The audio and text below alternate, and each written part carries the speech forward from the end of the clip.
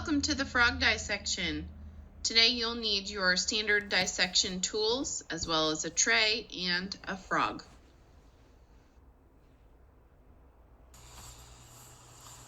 All right, so let's start on the dorsal side, and you can feel that the frog has nice smooth skin.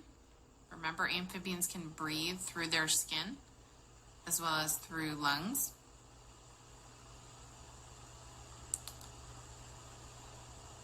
And the frog has webbed feet for swimming. And you can see the difference between the forearms, which are much shorter, and then the hind legs, which are used for jumping and swimming. On the head, there's a nictitating membrane over the eye to protect the eye. And then behind that is a tympanic membrane, and that functions as the frog's eardrum. So again, nictitating membrane and then tympanic membrane. And you should certainly be learning about these as you read through your lab worksheet. And then on the nose of the frog, on the snout, you can see two external openings, and those are the nostrils.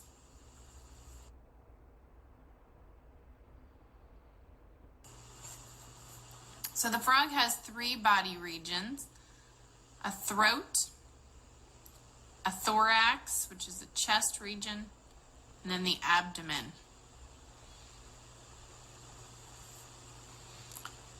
And of course, we talked about the difference between the forearms and the hind legs. If you take a look at the digits on the forearms, the toes, there are 4.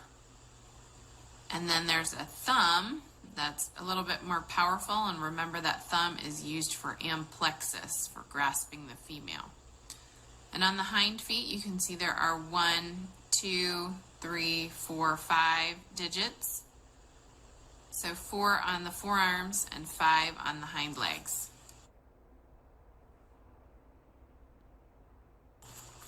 Okay, we're going to see some structures inside the frog's mouth. So you can try to pry the jaw open a little bit, but it's probably pretty stiff. So do your best. And then we're also going to make a little cut on either side of the jaw. Cut back just a little bit so that we can cut through that jawbone and open the frog's mouth a little bit wider so we can see all of the structures inside. So again, just a little bit on both sides. Then open up the mouth, and you can see the tongue right there in the front. Big muscular tongue.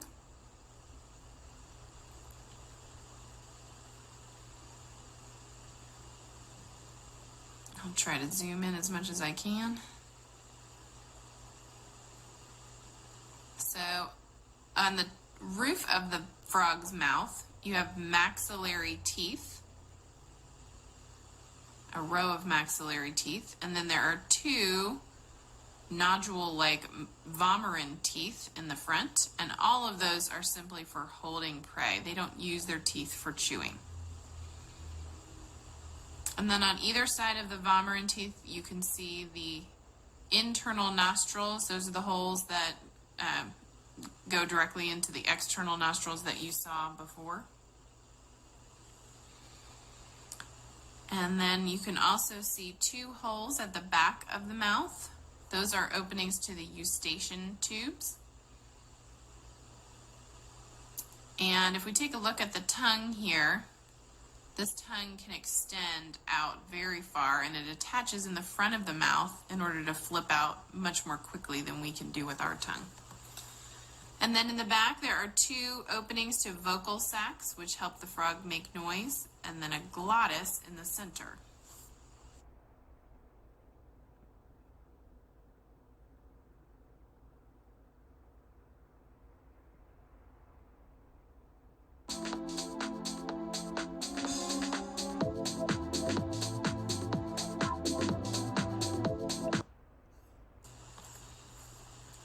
Okay, we are going to start our incision of the frog so that we can look at some of the internal anatomy. The first incision we're going to make is shaped like an eye. You can see the explanation of how to do that in your lab worksheet. But you want to cut up the middle from the frog's anus to the chin, and then you're going to cut across and make an eye-shaped incision. And then we'll remove all of that skin so that you can see the muscles underneath.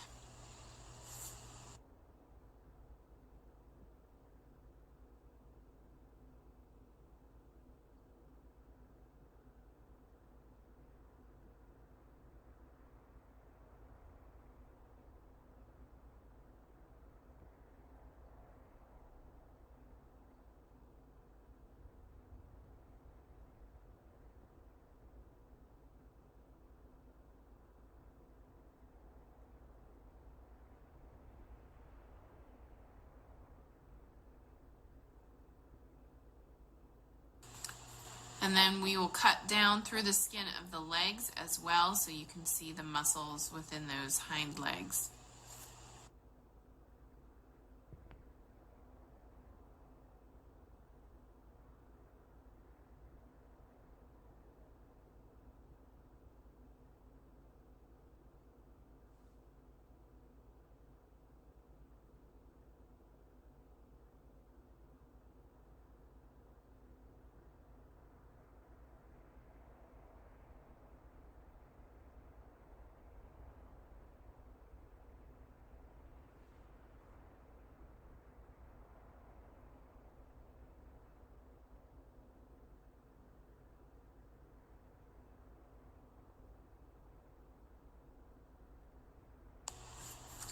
So again, we have the abdominal muscles and then the strong hind leg muscles that allow for swimming and jumping. And if you've ever eaten frog legs, that's what you're eating.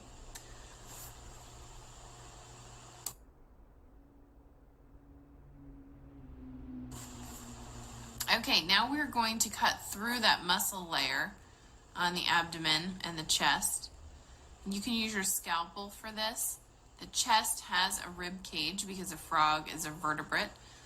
So that's going to be a little bit thicker, but the abdomen is very soft, so be careful not to cut too deeply. And then you'll make that horizontal cut again to make the eye-shaped incision just like you did on the skin.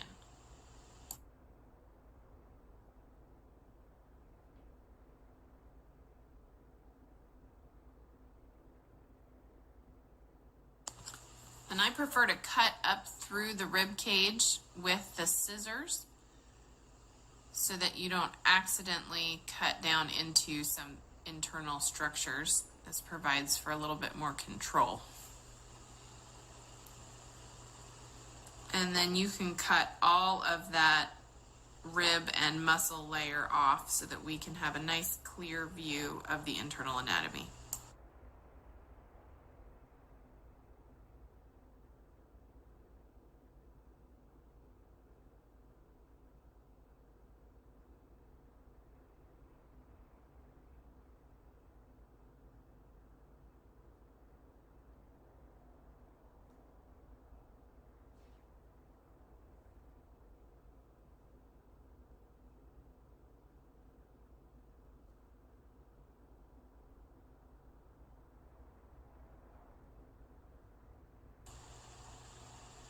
Okay, and we're all done.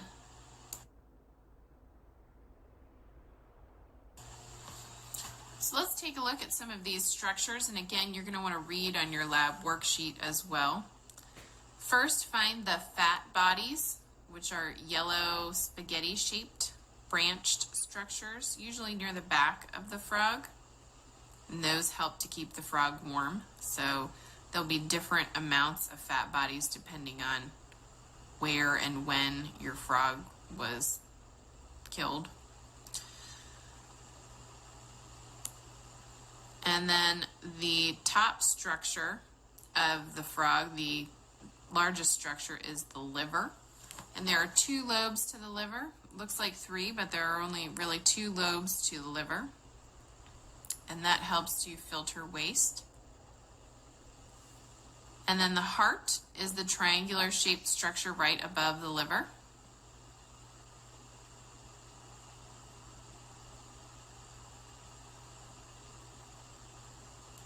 And then underneath the liver,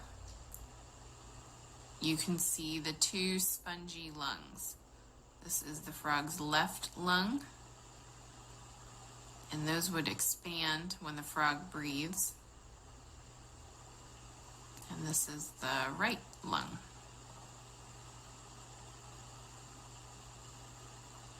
Your lungs look very similar to those.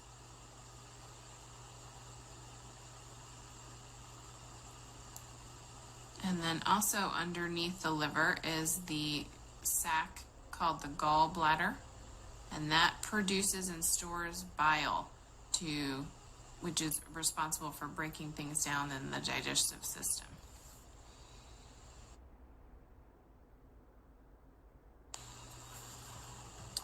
And you can also see underneath that liver the curved stomach with blood vessels running to it. And it's very hard because it has a lot of muscles, and the stomach needs to move food and pump food down into the small intestine through the pyloric sphincter. Okay, so here I took out the liver. You can see it a little bit closer, and then you can also see the gallbladder underneath that sac. And I took that out so that we could see a little bit more easily. So again, this is the stomach, followed by the pyloric sphincter, which is that valve right there. And then food passes from there into the small intestine, which is all wound up and takes up very little space for as long as it is, as does yours. And then that follows down into the large intestine, which is just a wider tube responsible for absorbing water.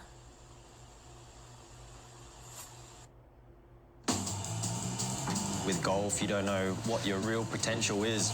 It's like a never-ending sport. So here's a diagram of some of the things we've found so far to help you with your lab worksheet diagrams. Okay, and let's continue. Underneath the stomach, you can see the spleen, which is a little round structure located in the connective tissue called the mesentery, holding it in the body cavity. And then right near where the stomach meets the small intestine is the pancreas. Pancreas secretes insulin to regulate the frog's blood sugar.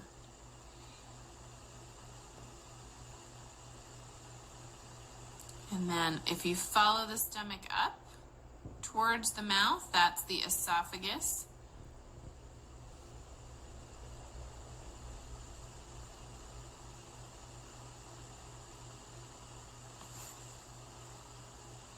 And then if we move the stomach aside, you'll see the dark kidneys on either side of the frog. And those are dark because they have a lot of blood in them, because they are responsible for filtering waste out of the blood and then passing it out as urine. So there's one on that side, and then there's one on the right side as well.